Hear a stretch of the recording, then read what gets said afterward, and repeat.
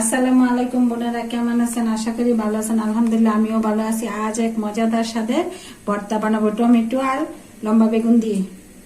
কিভাবে ভর্তাটা বানাবো আপনাদের সাথে শেয়ার করতেছি। এখন শুকনা মরিচগুলো তেলে ভাজা নিতেছি,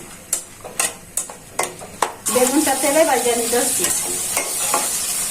বেগুনটা ভাজা হয়ে গেছে, এখন সাথে দিয়ে দিচ্ছি টমেটোটা একসাথে ভাজা ভাজা করে ভর্তাটা বানাবো।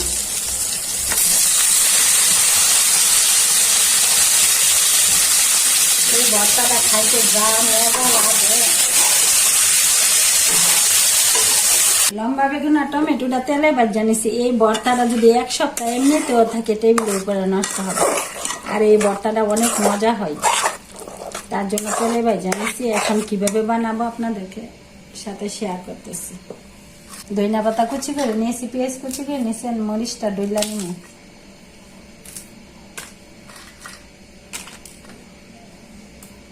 আর এই ভর্তাটা একটু জাল জাল হলেই ভালো লাগে। পরিমাণ মতো লবণ দিয়ে মরিচটারে ডইলা নেই।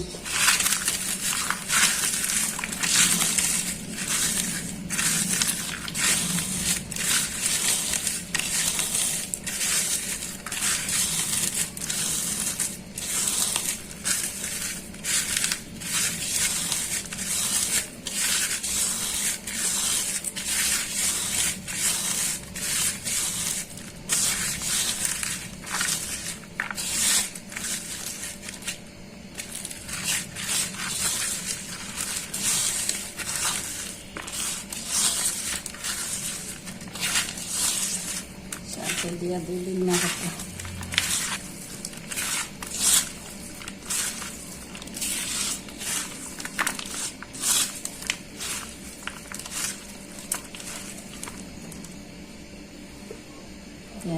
সরিষার তেল।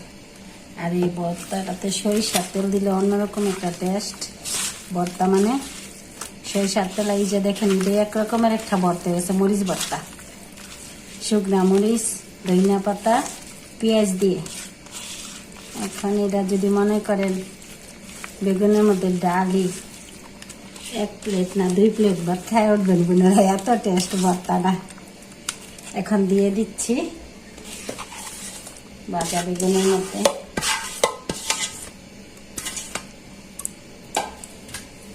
এখন মনে করেন গরম যে, তার জন্য এরকম ভাবে বানিয়ে নিচ্ছি।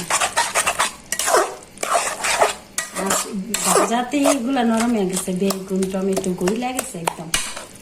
আর এই ভর্তাটা দিয়া বোন একবার বানায় খাইয়া দেখবেন যে কি রকম, কি পরিমাণ টেস্ট। ভর্তাটা এত স্বাদ, জিভে জল এসে যায়।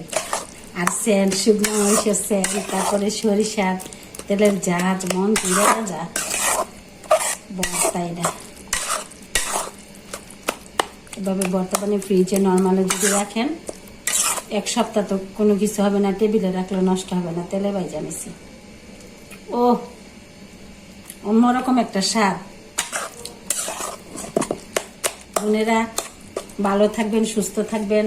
আমার ভিডিওগুলো বেশি বেশি দেখবেন, লাইক করবেন, শেয়ার করবেন, কমেন্ট করবেন, সাবস্ক্রাইব করে আমাকে উৎসাহিত করবেন।